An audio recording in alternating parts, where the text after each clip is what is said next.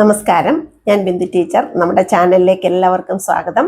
High school higher secondary ക്ലാസ്സുകളിലെ മലയാള പാഠഭാഗങ്ങളുടെ വിശദീകരണങ്ങളും പഠന പ്രവർത്തനങ്ങളുമാണ് നമ്മുടെ ചാനലിൽ ഉൾപ്പെടുത്തിയിട്ടുള്ളത്. ഇതുവരെ സബ്സ്ക്രൈബ് ചെയ്തിട്ടില്ലാത്തവർ തീർച്ചയായും സബ്സ്ക്രൈബ് ചെയ്യണം. വീഡിയോ കണ്ടതിന് ശേഷം ഇഷ്ടപ്പെട്ടാൽ ലൈക്ക് ചെയ്യുകയും കമൻറ്റ് ബോക്സിൽ അഭിപ്രായങ്ങൾ രേഖപ്പെടുത്തുകയും ചെയ്യുക. കൂട്ടുകാർക്ക് കൂടി ഷെയർ ചെയ്യാൻ മറക്കരുത്. ഹയർ സെക്കൻഡറി 2ാം വർഷ മലയാള പാഠപുസ്തകത്തിലെ 3ാമത്തെ പാഠമായ കിരാതവൃത്തം എന്ന ഭാഗത്തേക്കാണ് നമ്മൾ ഇന്ന് കിടക്കുന്നത്. ഇത് എഴുതിയിട്ടുള്ളത് ആധുനിക മലയാള കവികളിൽ പ്രസിദ്ധനായ കടമ്മനിട്ട രാമകൃഷ്ണനാണ്. അദ്ദേഹത്തിന്റെ കടമ്മനിട്ട കവിതകൾ എന്ന കവിതാ സമാഹാരത്തിൽ നിന്ന് എടുത്തിട്ടുള്ളതാണ് നമ്മുടെ പാഠഭാഗം. അദ്ദേഹത്തിന്റെ കവിതകളെ പൊതുവെ ക്ഷോഭത്തിന്റെയും നിഷേധത്തിന്റെയും കൊടുങ്കാറ്റുകൾ എന്നാണ് പറയാറുള്ളത്. ഇവിടെ തന്റെ ആവാസ വ്യവസ്ഥയെ ഇല്ലാതാക്കിയ പരിഷ്കൃത മനുഷ്യനോടുള്ള ഒരു കാട്ടാളന്റെ പ്രതിഷേധവും പകയുമാണ് നമുക്ക് ഈ കവിതയിൽ ഉടനീളം കാണാൻ കഴിയുന്നത്. അപ്പൊ ഈ കവിതയിലേക്ക് കടക്കുന്നതിന് മുമ്പ് ഈ പാഠഭാഗത്തോടനുബന്ധമായി നൽകിയിരിക്കുന്ന പടയണി എന്ന കലാരൂപത്തെ കുറിച്ചുള്ള ഒരു വിവരണവും കൂടി നമ്മൾ മനസ്സിലാക്കേണ്ടതുണ്ട്. കാരണം ഈ കാട്ടാളൻ എന്ന ആ ഒരു കഥാപാത്രത്തിലേക്ക് പടയണിയിലെ ഭൈരവി കോലത്തെ സ്വാംശീകരിക്കാനായിട്ടാണ് കവി ശ്രമിച്ചിരിക്കുന്നത്. അപ്പൊ എന്താണ് പടയണി എന്ന് നമുക്ക് നോക്കാം. മധ്യ തിരുവിതാംകൂറിലെ ഭഗവതി കാവുകളിൽ ആചരിച്ചു വരാറുള്ള ഒരു ജനകീയ അനുഷ്ഠാന കലാരൂപമാണ് പടയണി എന്ന് പറയുന്നത്. പാട്ടിന്റെയും തപ്പുതാളത്തിന്റെയും അകമ്പടിയോടെ അരങ്ങത്ത് ഉറഞ്ഞു തുള്ളുന്ന കോലം തുള്ളലാണ് പടയണിയിലെ പ്രധാനപ്പെട്ട ഇനം. ദാരികൻ എന്ന അസുരനെ ശിവന്റെ തൃക്കണ്ണിൽ നിന്ന് അവതരിച്ച ഭദ്രകാളി നിഗ്രഹിക്കുന്നതാണ് ഈ പടയണിയുടെ പുരാവൃത്തം എന്ന് പറയുന്നത്. ഈ ചടുല ചലനങ്ങളും രൗദ്രമായ ഭാവവുമാണ് ഈ പടയണിയുടെ മുഖമുദ്ര എന്ന് പറയുന്നത്. കിരാതവൃത്തം എന്ന ഈ കവിതയിലെ കാട്ടാളൻ എന്ന സങ്കല്പം കവി ഭൈരവി കോലത്തിൽ നിന്ന് സ്വാംശീകരിച്ചിട്ടുള്ളതാണ് എന്നിവിടെ സൂചിപ്പിക്കുന്നുണ്ട്. നമുക്ക് കവിതയിലേക്ക് കടക്കാം. ഈ ഇവിടെ അവതരിപ്പിക്കപ്പെടുന്ന കാട്ടാളൻ എന്ന് പറയുന്നത് ഒരു പ്രതീകമാണ്. തന്റെ ആവാസ വ്യവസ്ഥയെ പരിഷ്കൃത മനുഷ്യൻ അധിനിവേശം ചെയ്ത് ചുട്ടുചാമ്പലാക്കിയതിന്റെ പേരിൽ അവൻ അനുഭവിക്കുന്ന ആ ഭയങ്കരമായ രോഷവും രൗദ്രഭാവവും അവന്റെ അലർച്ചയിൽ പ്രകടിപ്പിക്കുന്നതും അവന്റെ ചിന്തകളുമൊക്കെയാണ് നമുക്ക് ഈ കവിതയിൽ കാണാൻ കഴിയുന്നത്. നമുക്ക് നോക്കാം. ഈറ്റപ്പുലി നോറ്റുകിടക്കും ഈറൻ കണ്ണു തുറന്നും കരിമൂർഖൻ വാലിൽ കിളരും പുരികം പാതി വളച്ചും നീറായ വനത്തിൻ നടുവിൽ നിൽപ്പൂ കാട്ടാളൻ നെഞ്ചത്തൊരു പന്തം കുത്തി നിൽപ്പൂ കാട്ടാളൻ. അപ്പൊ ഒരു കാട്ടാളനെയാണ് അവതരിപ്പിക്കുന്നത്, അല്ലെ? കാടിനെ ആളുന്നവനാണ്, കാടിന്റെ മകനാണ് കാട്ടാളൻ. കാട്ടാളൻ എങ്ങനെയാണ് ഇവിടെ കവി അവതരിപ്പിക്കുന്നത് നോക്കുക. ഈറ്റപ്പുലി നോറ്റുകിടക്കും ഈറൻ കണ്ണു തുറന്നും. ഈറ്റപ്പുലി എന്ന് പറഞ്ഞാൽ പ്രസവിച്ചു കിടക്കുന്ന ആ പെൺപുലി, അവളുടെ കണ്ണില് ഈ കുഞ്ഞിനെ സംരക്ഷിക്കേണ്ടത് കൊണ്ട് തന്നെ ഒരു രൗദ്രമായ ഭാവം, ഒരു സംരക്ഷണ മനോഭാവത്തോടൊപ്പം തന്നെ രൗദ്രമായ ഒരു ഭാവമുണ്ട്. ആരും തന്നെ കുഞ്ഞിനെ അപായപ്പെടുത്തരുതെന്നൊരു ചിന്തയും കൂടെ ഉണ്ട്. അതാണ് ആ കണ്ണിൽ തെളിയുന്നത്. അതുകൊണ്ട് ഈറ്റപ്പുലി ഏറ്റവും രൗദ്രമായ വന്യമായ ഒരു ഭാവമായിട്ടാണ് നമുക്ക് കാണാൻ കഴിയുന്നത്. അപ്പൊ ആ കാട്ടാളന്റെ കണ്ണുകളിൽ ഈറ്റപ്പുലി നോറ്റുകിടക്കുന്ന രൗദ്രഭാവമുണ്ട്. ഈറൻ കണ്ണുകളാണ്, നനവുള്ള കണ്ണുകളാണ്. കരിമൂർഖൻ വാലിൽ കിളരും പുരികം പാതി വളച്ചും. അവന്റെ പുരികം എപ്രകാരമുള്ളതാണ്? കരിമൂർഖൻ വാലിൽ കിളരുന്ന വാലിൽ ഉയർന്നു നിൽക്കുന്ന കരിമൂർഖനെ പോലെ. ആ വിഷം, ആ രൗദ്രഭാവം, ആ ഭീകരത ഒക്കെയാണ് നമുക്ക് ആ വാക്കുകളിലൂടെ, ആ ബിംബങ്ങളിലൂടെ നമുക്ക് കാണാൻ കഴിയുന്നത്. നീറായ വനത്തിൻ നടുവിൽ, അഗ്നിക്കിരയായ വനത്തിന്റെ നടുവിൽ കാട്ടാളൻ നിൽക്കുകയാണ്. നെഞ്ചത്തൊരു പന്തം കുത്തി. ആ പന്തം എന്ന് പറയുന്നത് അവന്റെ ഉള്ളിൽ എരിയുന്ന പകയാണ്, രോഷമാണ്, വേദനയാണ്. ഇതൊക്കെയും ഒരു പന്തം പോലെ ജ്വലിക്കുന്ന കാഴ്ചയാണ് നമുക്ക് കാണാൻ കഴിയുന്നത്. ആകാശത്തച്ഛൻ ചത്തുകിടപ്പത് കണ്ടു നടുങ്ങി, മലയോരത്തമ്മ ഇരുന്നു ദഹിപ്പതു കണ്ടു കലങ്ങി, മുലപാതി മുറിഞ്ഞവൾ ആറ്റിൻ കരയിൽ കനലായി വിളിച്ചു. ഇത് എന്തൊക്കെയാണ് അവനെ ചുറ്റും കാണാൻ കഴിയുന്ന കാഴ്ചകൾ? ആകാശത്തച്ഛൻ ചത്തുകിടപ്പത് കണ്ട് നടുങ്ങി. തന്റെ അച്ഛനായ സൂര്യൻ ആകാശത്ത് ചത്തുകിടക്കുന്നത് കണ്ട് നടുങ്ങുന്നു. ഈ ഭൂമി മലയോരത്ത് ഇരുന്ന് ദഹിപ്പത് കണ്ട് കലങ്ങുന്നു, ഉള്ളം കലങ്ങുന്നു. മുലപാതി മുറിഞ്ഞവൾ ആറ്റിൻ കരയിൽ കനലായി വിളിച്ചു. ആ ഭൂമിക്കുണ്ടാകുന്ന വൈകല്യങ്ങൾ, അല്ലെങ്കിൽ ആ ഭൂമിക്ക് നേരിടേണ്ടി വരുന്ന ആക്രമണങ്ങൾ ഒക്കെയുമാണ്, അല്ലെ? മുലപാതി മുറിഞ്ഞവൾ എന്ന് സൂചിപ്പിക്കുന്ന ഇവിടെ യഥാർത്ഥത്തിൽ ഭൂമിയുടെ മുലകളാണ് പർവ്വതങ്ങൾ എന്ന് പറയുന്നത്. അവയൊക്കെ ഇല്ലാതാക്കപ്പെടുകയാണ്, നശിപ്പിക്കപ്പെടുകയാണ്. അതുപോലെ തന്നെ നമുക്കറിയാം, വനങ്ങളിൽക്കുള്ളിലെ ആദിവാസി സ്ത്രീകൾ അനുഭവിക്കേണ്ടി വരുന്ന പീഡനങ്ങളും വേദനകളും ആക്രമണങ്ങളും ഒക്കെ നമുക്ക് ഈ വാക്കുകളിൽ നിന്നും വരികളിൽ നിന്നും നമുക്ക് കാണാൻ കഴിയും. കനലിൻ വിളി ചാട്ടുളി. ആ കനൽ വിളി ചാട്ടുളിയായിട്ട് കരളിൽ ചെന്നാഞ്ഞു തറച്ചു. കാട്ടാളന്റെ കരളിലേക്ക് ചെന്ന് ആ കനൽ വിളി, ആ വേദനിക്കുന്ന ആ നിലവിളി ചെന്ന് ആഞ്ഞു തറയ്ക്കുകയാണ്. അപ്പോഴെന്താണ് സംഭവിക്കുന്നത്? കണയേറ്റ കരിമ്പുലി പോലെ, ഉരുൾ പൊട്ടിയ മാമല പോലെ ഉലകാകെ ഉലയ്ക്കും മട്ടിൽ അലറി കാട്ടാളൻ. കാട്ടാളന് നമുക്കറിയാം, പ്രാകൃതമായ ആ കരച്ചിൽ അല്ലെങ്കിൽ ആ പ്രാകൃതമായ ആയുധങ്ങൾ മാത്രമേ അവൻ്റെ കൈവശമുള്ളൂ. ആധുനിക മനുഷ്യനോട് നേരിടാൻ തക്കവണ്ണമുള്ള ആയുധങ്ങളൊന്നും അവൻ്റെ കയ്യിലില്ല. അതുകൊണ്ട് അവന് കഴിയുന്നത് എന്താണ്? അലറാൻ മാത്രമാണ്. അതുകൊണ്ട് അവൻ്റെ കനലിൻ്റെ ആ വിളി ചെന്ന് ആ നെഞ്ചിൽ തറയ്ക്കുമ്പോൾ അത് ചാട്ടുളിയായിട്ടാണ് കരളിൽ ചെന്ന് പതിക്കുന്നത്. ഉളി പോലെ കീറി മുറിക്കുകയാണ്. അതുപോലെ ആയുധമേറ്റ, മുറിവ് ഏറ്റ കരിമ്പുലിക്ക് വേദനയും രോഷവും ഒരുപോലെയുണ്ട്, തുല്യമായി അവൻ്റെ ഉള്ളിലുണ്ടാവുമല്ലോ. അങ്ങനെ ഉരുൾ പൊട്ടിയ മാമല പോലെ, നമുക്കറിയാമല്ലോ, പർവ്വതങ്ങളിൽ നിന്ന് ഉരുൾ പൊട്ടിക്കഴിഞ്ഞാൽ അതിനെ തടുത്തു നിർത്താനായിട്ട് ആർക്കും സാധിക്കുകയില്ല. അപ്പം അങ്ങനെ ആരാലും തടയാൻ കഴിയപ്പെടാത്ത ഒരു അവസ്ഥയിലേക്ക് അവൻ മാറിപ്പോവുകയാണ്. ഉലകാകെ ഉലയ്ക്കും മട്ടിൽ, ലോകത്തെ മുഴുവൻ ഉലയ്ക്കാൻ തക്കവണ്ണം ശക്തിയോടുകൂടി കാട്ടാളൻ അലറുന്ന കാഴ്ചയാണ് നമുക്ക് കാണാൻ കഴിയുന്നത്. അലകടലിൻ വേരു പറിക്കാൻ കുതറി കാട്ടാളൻ. ലോകത്തെ മുഴുവൻ സംഹരിക്കാനുള്ള രോഷം അവൻ്റെ ഉള്ളിലുണ്ട്. അലകടലിൻ്റെയും വേരു പറിക്കാൻ പോലും ഇപ്പോൾ അവൻ്റെ ഉള്ളിൽ ഊർജമുണ്ട്. ഒരു നിമിഷം തേങ്ങിക്കരയും വേഴാമ്പൽ പക്ഷി കണക്കെ മഴനീരിനു മാനം നോക്കിയിരുന്നു കാട്ടാളൻ. ഒരു നിമിഷം തേങ്ങിക്കരയും വേഴാമ്പൽ പക്ഷി കണക്കെ, നമുക്കറിയാമല്ലോ, മഴ കാത്തിരിക്കുന്ന വേഴാമ്പൽ, അതിൻ്റെ ദാഹം തീർക്കണമെങ്കിൽ മഴ പെയ്തേ മതിയാവുള്ളൂ. അങ്ങനെ ആ വേഴാമ്പലിനെ പോലെ, മഴനീരിന് മാനം നോക്കിയിരിക്കുന്നവനെ പോലെയാണ് കാട്ടാളൻ മാറിയിരിക്കുന്നത്. മാനത്തിന് മൗനം, അവിടെ നിന്ന് മഴ പെയ്യുന്ന ഒരു സൂചനയും കാണാൻ കഴിയുന്നില്ല. ഭ്രാന്ത സ്നേഹത്താൽ ദാഹം പെരുകി മാന്തോപ്പുകൾ ഉരുകുന്ന മണ്ണിൽ അത്രയധികം വർദ്ധിച്ച ചൂടിലാണ്. മാന്തോപ്പുകൾ പോലും, അല്ലെങ്കിൽ മാമ്പൂക്കളൊക്കെ കരിയുന്ന വേനലിനെ കുറിച്ച് നമുക്ക് അറിയാം. എന്ന് പറഞ്ഞതുപോലെ മാന്തോപ്പുകൾ ഉരുകുന്ന മട്ടിലുള്ള ആ ചൂടിൽ, ആ മണ്ണിൽ ഇരുന്നു കൊണ്ട് കാട്ടാളൻ അലറുകയാണ്, കരയുകയാണ്. കരിമേഘം ചത്തുകിടക്കും കാഗോളക്കടലോ മാനം. മാനത്തേക്ക് നോക്കുമ്പോൾ കാണുന്ന എന്താണ്? കരിമേഘങ്ങൾ ചത്തുകിടക്കുന്ന വിഷത്തിന്റെ കടലായിട്ട് മാനം മാറിയിരിക്കുന്ന കാഴ്ചയാണ് നമുക്ക് കാണാൻ കഴിയുന്നത്. കരിമരണം കാവലിരിക്കും കടുനോവിൻ കോട്ടയിലോ ഞാൻ. താൻ എവിടെയാണ് അകപ്പെട്ടിരിക്കുന്നതെന്ന് കാട്ടാളൻ സംശയിച്ചു പോവുകയാണ്. ദുർമരണം കാത്തിരിക്കുന്ന ഒരു കടുത്ത നോവിൻ്റെ, വേദനയുടെ കോട്ടയിലാണോ താൻ വന്ന് അകപ്പെട്ടിരിക്കുന്നത് എന്ന് കാട്ടാളൻ ചിന്തിച്ചു പോവുകയാണ്. അപ്പോഴേക്കും, ഇത്രയുമെല്ലാം ആയപ്പോഴേക്കും, തൻ്റെ കഴിഞ്ഞുപോയ നല്ല ദിവസങ്ങളെ കുറിച്ച് കാട്ടാളന്റെ മനസ്സിലേക്ക് ചില ചിന്തകൾ കടന്നു വരികയാണ്. എവിടെന്റെ കിനാക്കൾ വിതച്ചോരിടിമിന്നലു പൂക്കും മാനം, എവിടെന്റെ തുളസിക്കാടുകൾ ഈറൻ മുടി കോതിയ സന്ധ്യകൾ. ഇവിടെയാണ് എൻ്റെ കഴിഞ്ഞുപോയ കാലങ്ങൾ എത്ര മനോഹരമായിരുന്നു എന്ന് അദ്ദേഹം നോക്കുകയാണ്. ഇവിടെയാണ് എൻ്റെ കിനാക്കൾ വിതച്ച ഇടിമിന്നൽ പൂക്കുന്ന മാനം. ഞാൻ എൻ്റെ കിനാക്കൾ വിതച്ചത് ഇടിമിന്നലുകൾ പൂക്കുന്ന മാനത്താണ്. അതിന്നെവിടെ? ഈറൻ മുടി കോതിയ, എവിടെ എൻ്റെ തുളസിക്കാടുകൾ ഈറൻ മുടി കോതിയ സന്ധ്യകൾ. എത്രയോ അധികം തുളസിക്കാടുകൾ നമ്മുടെ ചുറ്റുപാടുമുണ്ടായിരുന്നു.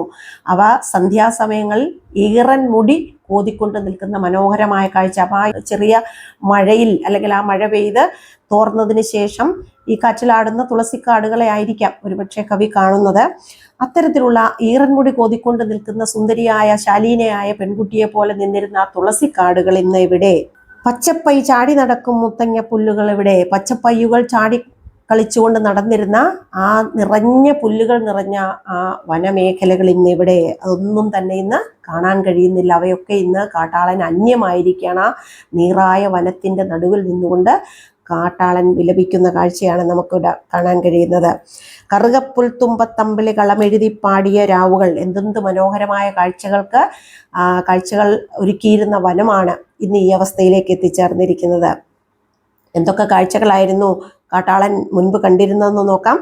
കറുകപ്പുൽ തുമ്പത്തമ്പിളി കളമെഴുതി പാടിയ രാവുകൾ. നമുക്കറിയാം, ക്ഷേത്രങ്ങളിലും അല്ലെങ്കിൽ അതുപോലെയുള്ള ആ ഉത്സവ സ്ഥലങ്ങളിലുമൊക്കെ കളമെഴുത്തും പാട്ടും എന്നൊരു ആചാരം നിലവിലുണ്ടായിരുന്നു. അപ്പോൾ ക്ഷേത്രങ്ങളിലൊക്കെ ഇപ്പോഴും ഉണ്ട് കളമെഴുത്തും പാട്ടും. അപ്പം അതുപോലെ കറുകപ്പുല്ലിൻ്റെ തുമ്പത്ത് അമ്പിളി, ആ നിലാവ് കളമെഴുത്തും പാട്ടും നടത്തിയിരുന്ന ആ രാവുകളെ കുറിച്ച് കാട്ടാളൻ ഓർമ്മിക്കുകയാണ്. അവിടെ എന്തൊക്കെയാണ് സംഭവിച്ചുകൊണ്ടിരുന്നത്? കാറ്റിൻ്റെ ചിലങ്കകൾ കെട്ടി, കാറ്റാകുന്ന ചിലങ്കകൾ കെട്ടി കാട്ടാറിന്റെ തരിവള, കാട്ടാർ ഇങ്ങനെ ചിന്നി ചിതറി അല്ലെ പാറകളിലൊക്കെ തട്ടി ശബ്ദം മുഖരിതമാണല്ലോ കാട്ടാറ്. അപ്പൊ ആ കാട്ടാറിന്റെ ആ ശബ്ദത്തെ തരിവള മുട്ടുന്നതിനോട്, അല്ലെങ്കിൽ ആ തരിവളകൾ കൂട്ടി ഉണ്ടാകുന്ന കലമ്പൽ ശബ്ദത്തോടാണ് കവി ഉപമിച്ചിരിക്കുന്നത്. ഇങ്ങനെ കാടത്തികൾ ചോലമരത്തിൻ ചോട്ടിൽ ചുവടൊത്തുകളിക്കേ.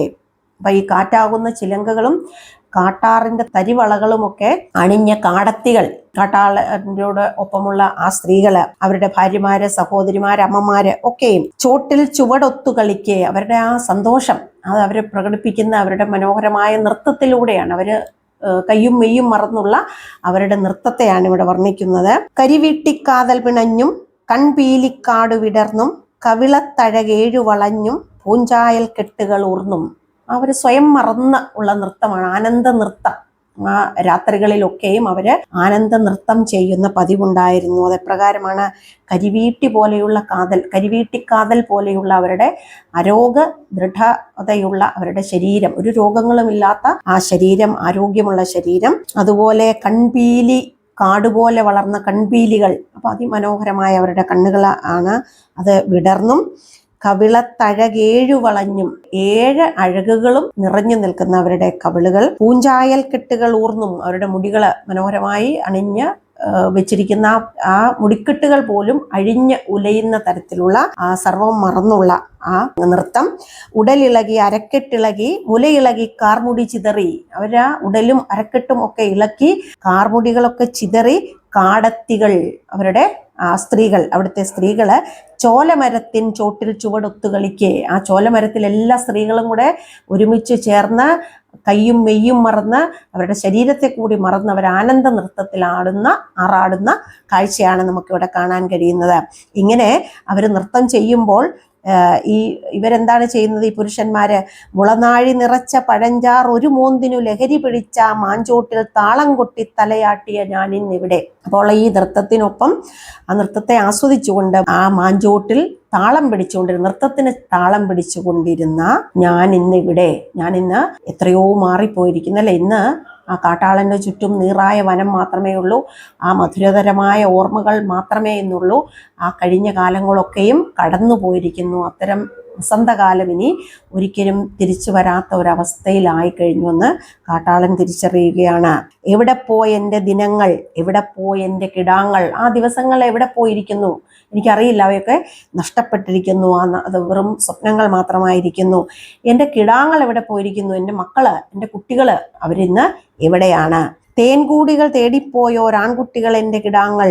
എൻ്റെ ആൺകുട്ടികൾ എന്തിനു വേണ്ടിയാണ് പുറത്തേക്ക് പോയത്? തേൻകൂടുകൾ തേടി വനത്തിൻ്റെ ഉള്ളിലേക്ക് പോയവരാണ്. അവർ പിന്നീട് തിരിച്ചു വന്നിട്ടില്ല. പൂക്കൂട നിറയ്ക്കാൻ പോയോരെൻ കുട്ടികൾ പെൺപൈതങ്ങൾ. അവരൊക്കെ എവിടെയാണ് പോയിരിക്കുന്നത്? പൂക്കൂട നിറയ്ക്കാൻ പൂ തേടിപ്പോയ പെൺകുട്ടികളും മടങ്ങി വന്നിട്ടില്ല. അവരും എവിടെയോ നഷ്ടപ്പെട്ടു കഴിഞ്ഞു. അമ്മിഞ്ഞ ചുണ്ടത്തൊട്ടിയോരാമ്പൽ പൂമൊട്ടുകൾ എവിടെ? അമ്മിഞ്ഞപ്പാൽ കുടിക്കുന്ന പിഞ്ചു പൈതങ്ങളെ പോലും, ആ പൂമൊട്ടുകളെ പോലും കാണാൻ കഴിയുന്നില്ല. അവരിന്ന് എവിടെയാണ്? തളിരെല്ലുകൾ കരിയും മണമോ? വളരെ ഭയപ്പെടുത്തുന്ന, വേദനിപ്പിക്കുന്ന ഒരു ഗന്ധം അവിടേക്ക് കടന്നു വരികയാണ്. എന്താണ്? തളിരെല്ലുകൾ കരിയുന്ന, കൊച്ചു കുട്ടികളുടെ തളിരെല്ലുകൾ കരിയുന്ന ഒരു ഗന്ധമാണ് അവിടേക്ക് കടന്നു വരുന്നത്. നാടികളിൽ നിറയുന്നു. എത്ര വേദനിപ്പിക്കുന്ന ഒരു അനുഭവത്തിലൂടെയാണ് ആ കാട്ടാളൻ കടന്നു പോകുന്നത് എന്ന് ഈ വരികളിൽ നമുക്ക് മനസ്സിലാക്കാൻ സാധിക്കുന്നുണ്ട്. തളിരെല്ലുകൾ കരിയും മണമോ തറയുന്നു നാടികളിൽ, മലരുരുകി ഒലിക്കും നിറമോ നിറയുന്നു ദിക്കുകളിൽ. ദിക്കുകളൊക്കെ ചുവന്ന് കിടക്കുന്നു. എന്തുകൊണ്ടാണ്? മലരുകൾ, പൂക്കൾ ഉരുകി ഒലിക്കുന്നത് കൊണ്ട് ആ നിറമാണോ ഈ ദിക്കുകളിലൊക്കെ വ്യാപിച്ചിരിക്കുന്നത്? അപ്പൊ എവിടെയും അശാന്തിയുടെയും ഭയപ്പെടുത്തുന്ന കാഴ്ചകൾ മാത്രമേ കാട്ടാളന് കാണാൻ കഴിയുന്നുള്ളൂ. ഈറ്റപ്പുലി മുരളും കണ്ണിൽ ഊറിയടർന്നൊരു തീത്തുള്ളി. കാട്ടാളന്റെ കണ്ണുകളിൽ നിന്ന് കണ്ണുനീർത്തുള്ളിയല്ല, പിന്നെയോ തീത്തുള്ളികളാണ്. രോഷത്തിന്റെയും വേദനയുടെയും പകയുടെയും നിസ്സഹായതയുടെയും കണ്ണുനീർത്തുള്ളികളെയാണ് കവി തീത്തുള്ളികളായിട്ട് ഉപമിച്ചിരിക്കുന്നത്. ഈറ്റപ്പുലി മുരളുന്ന, ക്രൗര്യഭാവം നിറഞ്ഞു നിൽക്കുന്ന, എല്ലാത്തിനെയും നശിപ്പിക്കാനുള്ള രോഷം കാട്ടാളന്റെ ഉള്ളിലുണ്ട്, കണ്ണിലുണ്ട്. അങ്ങനെ ഈറ്റപ്പുലി മുരളുന്ന കണ്ണിൽ നിന്ന് ഒരു തീത്തുള്ളി അടർന്നു വീഴുകയാണ്. കാട്ടാളൻ കരളിൽ നുറുങ്ങിയ നട്ടെല്ലു നിവർന്നെഴുന്നേറ്റു. ഈ വേദനകൾ കൊണ്ടൊക്കെ ആകപ്പാടെ തകർന്നിരുന്ന കാട്ടാളന് പെട്ടെന്നൊരു ഊർജം അവന്റെ ഉള്ളിലേക്ക് വന്ന് നിറയുകയാണ്. നട്ടെല്ല് നിവർത്തവൻ എഴുന്നേൽക്കുകയാണ് അല്ലെ. നട്ടെല്ല് നിവർക്കുക എന്ന് പറയുമ്പോൾ തന്നെ എന്തോ പുതിയ ചില തീരുമാനങ്ങളുമായിട്ട് അവൻ ഊർജം ഉൾക്കൊണ്ടുകൊണ്ട് വീണ്ടും ഒരു ഉയർത്തെഴുന്നേൽപ്പെന്നൊക്കെ വേണമെങ്കിൽ പറയാം. എന്താണ് അവിടെ സംഭവിക്കുന്നത്? ചുരമാന്തി എഴുന്ന കരുത്തിൻ തിരമാലകൾ ചീറിയടിച്ചു. അപ്പോൾ അവന്റെ ഉള്ളിൽ നിന്ന് എവിടുന്നോ ഒരു പുതിയ ഊർജം അവന്റെ ഉള്ളിൽ വന്നു നിറയുകയാണ്. അവന്റെ ശരീരത്തിൽ മുഴുവൻ വന്ന് നിറയുകയാണ്. ആ കരുത്തിൽ, ആ ശക്തിയിൽ ഒരു തിരമാല ചീറിയടിക്കുന്ന അനുഭവമാണ്. അതിശക്തമായ, ആർക്കും തടയാനാവാത്ത ഒരു തിരമാല വന്ന് ചീറിയടിക്കുന്നത് പോലെയുള്ള ഒരനുഭവം അവന്റെ ഉള്ളിൽ നിറയുകയാണ്. വേട്ടക്കാർ അവരുടെ കയ്യുകൾ വെട്ടും ഞാൻ കൽമഴുവോങ്ങി. വേട്ടക്കാർ ആരാണോ അവന്റെ കാടിനെ ഇല്ലാതാക്കിയത്, അച്ഛനെയും അമ്മയും നശിപ്പിച്ചത്, അല്ലെങ്കിൽ പ്രപഞ്ചത്തെ മുഴുവനും നശിപ്പിക്കാൻ തയ്യാറായി മുന്നോട്ട് വരുന്ന ഭൂമിയെ നശിപ്പിക്കുന്ന വേട്ടക്കാർ, പരിഷ്കൃത മനുഷ്യൻ, അവരുടെ കയ്യുകൾ വെട്ടും ഞാൻ കൽമഴുവോങ്ങി.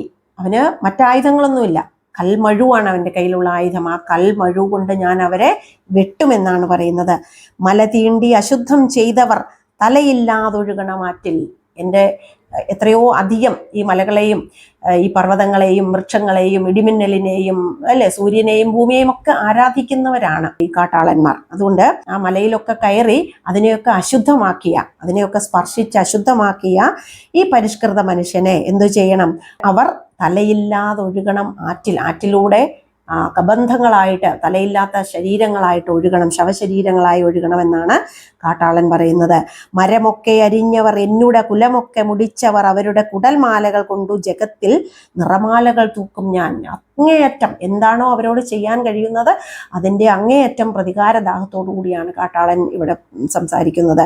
മരമൊക്കെ അരിഞ്ഞവർ, ആ കാട്ടിലെ മരങ്ങൾ മുഴുവൻ അരിഞ്ഞ് തൻ്റെ സ്വാർത്ഥ താല്പര്യങ്ങൾക്ക് വേണ്ടി ഉപയോഗിച്ചവർ, അത് വിറ്റ് പണം സമ്പാദിച്ചവർ, ആ മരങ്ങളൊക്കെ അരിഞ്ഞ് കുലമൊക്കെ മുടിച്ചവർ അല്ലെ, ആ ആദിവാസി എന്ന് പറയുന്ന വിഭാഗത്തിൻ്റെ തന്നെ, അല്ലെങ്കിൽ ആ കാട്ടിലെ മനുഷ്യരുടെ ജീവിതം തന്നെ ഇല്ലാതാക്കിയ, കുലം തന്നെ ഇല്ലാതാക്കിയ അവരെ എന്തു ചെയ്യണം? അവരുടെ കുടൽമാലകൾ ഊരിയെടുക്കണം.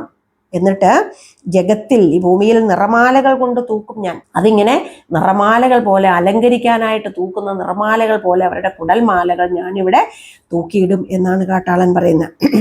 കാട്ടാളൻ്റെ ഈ വരികളിൽ ഓരോന്നും നമുക്ക് കാണാൻ കഴിയുന്നത് അവൻ്റെ ആ ചുറ്റുപാടുകളോടുള്ള, അല്ലെങ്കിൽ പരിഷ്കൃതനായ മനുഷ്യനോടുള്ള പകയും വിദ്വേഷവുമാണ് നമുക്കിവിടെ കാണാൻ കഴിയുന്നത്. എന്നിട്ടോ അവിടെ കൊണ്ട് അവസാനിക്കുന്നില്ല. കുരലൂരിയെടുക്കും ഞാൻ, ആ കുഴലൂതി വിളിക്കും വീണ്ടും. അപ്പം ഞാൻ അവൻ്റെ എല്ലുകൾ ഊരിയെടുക്കും, എന്നിട്ട് അതുകൊണ്ട് കുഴൽ വിളിക്കും. എന്നിട്ടോ മത്താടി മയങ്ങിയ ശക്തികളെത്തും ഞാൻ വില്ലുകുലയ്ക്കും. അപ്പോൾ മതിച്ചു കിടക്കുന്ന, എവിടെയോ മയങ്ങിക്കിടക്കുന്ന ശക്തികളൊക്കെയും അവിടെ വീണ്ടും കടന്നു വരും എന്നാണ് പറയുന്നത്. മത്താടി മയങ്ങിയ ശക്തികളെത്തും. ഈ കുഴൽവിളി കേട്ട് ഈ മയങ്ങിപ്പോയ ശക്തികളൊക്കെ എത്തുമല്ലോ. അപ്പോൾ എന്തു ചെയ്യും? ഞാൻ വില്ലുകുലയ്ക്കും. എങ്ങനെയാണ് ആ വില്ല് കുലയ്ക്കുന്നത്? കുലവില്ലിനു പ്രാണഞരമ്പുകൾ പിരിയേറ്റിയ ഞാണേറ്റും. എൻ്റെ പ്രാണന്റെ ഞരമ്പുകൾ കൊണ്ട് അതിന് ഞാണുകൾ കിട്ടും എന്നാണ് പറയുന്ന ആ വില്ലുകൾക്ക്. എന്നിട്ട് എന്തു ചെയ്യും? ഞാൻ ഇടിമിന്നൽ ഒടിച്ചമ്പ് അഗ്നിത്തിരയായി ആ കരിമുകിലിൽ ചെന്നുരയും ഒരു പേമഴ. എന്നിട്ട് ആകാശത്തേക്കാണ് ആ ഇടിമിന്നൽ ഒടിച്ച് അമ്പ് അഗ്നിത്തിരയായി ആ കരിമുകിലിലേക്കാണ്, ആ കാർമേഘത്തിലേക്ക് ഞാൻ ആ അമ്പുകൾ അയക്കും. അപ്പോഴെന്താണ് സംഭവിക്കുക? അത് ചെന്ന് കാർമുകിലിൽ ചെന്ന് സ്പർശിക്കും. അവിടെ ഉരഞ്ഞ് അവിടെ ഒരു തീപ്പൊരി, അല്ലെങ്കിൽ ഒരു പ്രളയം, അവിടെ അല്ലെങ്കിൽ ഒരു പേമഴ ഉണ്ടാകും. അതിശക്തമായ കാലവർഷം ഉണ്ടാകും. പൊഴിയും പൊടി വേരുകളായി പടരും. സ്വാഭാവികമായും അത് ആ മഴ എവിടേക്കാണ് വന്നെത്തുന്നത്? ഭൂമിയിലേക്ക് വന്നെത്തും. ആ എത്തുന്ന സമയത്ത് ഇവിടെ ഈ നീറിക്കൊണ്ടിരിക്കുന്ന ഈ വനത്തിൽ അല്ലെ, ഇപ്പോൾ അഗ്നിക്കിരയാക്കിയിരിക്കുന്ന ഈ വനത്തിലേക്കാണ് ആ മേഘങ്ങൾ വർഷിക്കാൻ പോകുന്നത്, മഴ പെയ്യാൻ പോകുന്നത്. സ്വാഭാവികമായും അവിടെ ചെറിയ ചെറിയ മുളകൾ പൊട്ടും അല്ലെ. പൊടിവേരുകളായി പടരും മുള പൊട്ടി വിളിക്കും. ഒരു പുതുനാമ്പ്, ഒരു പുതുലോകം, അല്ലെങ്കിൽ ഒരു പുതിയ യുഗം അവിടെ ആരംഭിക്കും. പുതിയ നാമ്പുകൾ, ആ പുതിയ നാമ്പുകൾ വളർന്നു വരുന്നത് ഒരു പുതുലോകത്തിന്റെ കാഴ്ചയാണ് നമ്മുടെ മനസ്സിലേക്ക് കൊണ്ടുവരുന്നത്. അങ്ങനെ ആ മുളകൾ പൊട്ടും, പുതിയ നാമ്പുകൾ ഉണ്ടാകും. കിരണം, ഒരു സൂര്യൻ ഉദിക്കും, ഒരു രശ്മി, ഒരു പ്രകാശത്തിന്റെ കിരണം അവിടെ വരും. പുതിയൊരു സൂര്യൻ ഉദിക്കും. നിഴലായിട്ട് അമ്പിളി വളരും. സൂര്യൻ ഉണ്ടെങ്കിൽ അവിടെ അമ്പിളി ഉണ്ടാവും അല്ലെ, ചന്ദ്രനും ഉണ്ടാവും. വളരും വനമോടികൾ ആടിത്തെളിയും, വനമൂർച്ചയിൽ ദുഃഖം തകരും. അപ്പോൾ ആ നഷ്ടപ്പെട്ടതിൻ്റെ എല്ലാം ഒരു വീണ്ടെടുപ്പാണ് നമുക്ക് ഈ വരികളിൽ കാണാൻ കഴിയുന്നത്. എല്ലാം നശിച്ചവനാണ് ഈ കാട്ടാളൻ. അപ്പോൾ എല്ലാം നശിച്ചുപോയ, എല്ലാം നഷ്ടപ്പെട്ടു പോയ, എല്ലാവരും നഷ്ടപ്പെട്ടു പോയ, നല്ല ദിനങ്ങളൊക്കെയും കടന്നുപോയ, സ്വപ്നത്തിൽ മാത്രമായ കാട്ടാളൻ്റെ മനസ്സിലേക്ക് പുതിയ ഒരു ചിന്തയുടെ അല്ലെങ്കിൽ പുതിയ ഒരു ലോകത്തിൻ്റെ നാമ്പ് ഉണരുകയാണ്. അവൻ വിചാരിക്കുകയാണ് ഇവിടെ ഒരു പുതുലോകം വളരും, അതിന് ഞാൻ കാരണക്കാരനാവും. വനമൂർച്ചയിൽ ദുഃഖം തകരും. അപ്പൊ ഈ പുതിയ നാമ്പുകൾ വളർന്ന ദിനം പ്രതി എന്നോണം വളർന്ന് പുതിയ ഒരു വനം തന്നെ ഉണ്ടാകും, അല്ലെ? വന മോടികൾ ആടിത്തെളിയും. മനോഹരമായ ഒരു വനം വീണ്ടും ഒരിക്കൽ കൂടി പുനരവതരിക്കുകയാണ്. ആ വനമൂർച്ചയിൽ, ആ വനത്തിന്റെ ആ വളർച്ചയുടെ പാരമ്യത്തിൽ എല്ലാ ദുഃഖങ്ങളും അവസാനിക്കും. അപ്പം ഇവിടെ ജീവിതം അവസാനിക്കുന്നില്ല, വീണ്ടും ഒരിക്കൽ കൂടി ജീവിതം തളിരിടാൻ തുടങ്ങുകയാണ്. അവിടെ മനോഹരമായ ഒരു ഭാവി അവൻ സ്വപ്നം കാണുകയാണ്. ഞാൻ അന്ന് ചിരിക്കും. അപ്പൊ ഇന്ന് ഉള്ള ഈ നിലവിളി അന്ന് എന്തായി മാറും? ചിരിയായി മാറും, സന്തോഷമായി മാറും. നീറായ വനത്തിൻ നടുവിൽ നിൽപ്പൂ കാട്ടാളൻ, നെഞ്ചത്തൊരു പന്തം കുത്തി നിൽപ്പൂ കാട്ടാളൻ.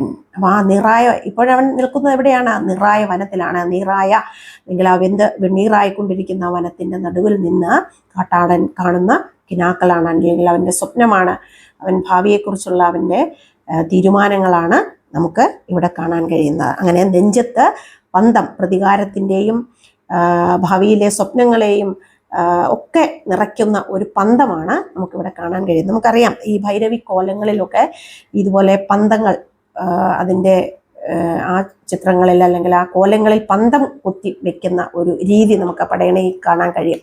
അപ്പോൾ അത്തരത്തിലുള്ളൊരു പന്തം അല്ലെങ്കിൽ അതിൻ്റെ ഒരു ഛായയാണ് നമുക്ക് ഇവിടെ കാണാൻ കഴിയുന്നത്. അപ്പോൾ ഇതോടുകൂടി നമ്മുടെ ഈ കവിത ഇവിടെ അവസാനിക്കുകയാണ്. നമുക്ക് നമ്മുടെ കവിയെക്കുറിച്ച് ഒന്ന് രണ്ട് കാര്യങ്ങൾ കൂടി മനസ്സിലാക്കേണ്ടതുണ്ട്. ആധുനിക ജീവിതത്തിലെ ധർമ്മസങ്കടങ്ങളും പ്രതിസന്ധികളും ആവിഷ്കരിച്ച കവിയാണ് കടമ്മനിട്ട രാമകൃഷ്ണൻ. അദ്ദേഹം പത്തനംതിട്ടയ്ക്കടുത്തുള്ള കടമ്മനിട്ടയിലാണ് അദ്ദേഹം ജനിച്ചത്. അദ്ദേഹത്തിന്റെ കവിതയുടെ ഭാഷ തന്നെ ഒരു സവിശേഷ രീതിയിലുള്ളതാണ്. ദ്രാവിഡ വഴക്കമാർന്ന ഭാവന, ഭാഷ എന്നിവയിലൂടെ മലയാള കവിതയിലെ ചൊല്ലൽ പാരമ്പര്യത്തെ അദ്ദേഹം തിരിച്ചുപിടിച്ചു. ഇതിനായിട്ട് അദ്ദേഹം ചൊൽക്കാഴ്ചയെയും കവി അരങ്ങിനെയും ഒക്കെ അങ്ങേറ്റം പ്രയോജനപ്പെടുത്തിയ ഒരു കവിയും കൂടിയാണ്. അദ്ദേഹം കേരള സ്റ്റേറ്റ് ലൈബ്രറി കൗൺസിലിന്റെ പ്രസിഡന്റ് ആയിരുന്നു. കേരള സാഹിത്യ അക്കാദമി പുരസ്കാരം, ആശാൻ പ്രൈസ് എന്നിവ നേടിയിട്ടുണ്ട്. അദ്ദേഹത്തിന്റെ പ്രമുഖമായ കവിതകൾ എന്ന് പറയുന്നത് മഴ പെയ്യുന്നു, മദ്ദളം കൊട്ടുന്നു, കടമ്മനിട്ടയുടെ കവിതകൾ എന്നിവയാണ് പ്രധാന കൃതികൾ. അദ്ദേഹം ചില വിവർത്തനങ്ങൾ നടത്തിയിട്ടുണ്ട്. ഗോദോയെ കാത്ത്, സൂര്യശില എന്നിങ്ങനെയുള്ള കൃതികൾ അദ്ദേഹം വിവർത്തനം നടത്തിയിട്ടുണ്ട്. അപ്പോൾ ഇതോടുകൂടി നമ്മുടെ ഈ പാഠഭാഗത്തിന്റെ വിശദീകരണം ഇവിടെ അവസാനിക്കുകയാണ്. പഠന പ്രവർത്തനങ്ങളുമായി നമുക്ക് അടുത്ത ക്ലാസ്സിൽ വീണ്ടും കാണാം. എല്ലാവർക്കും നമസ്കാരം.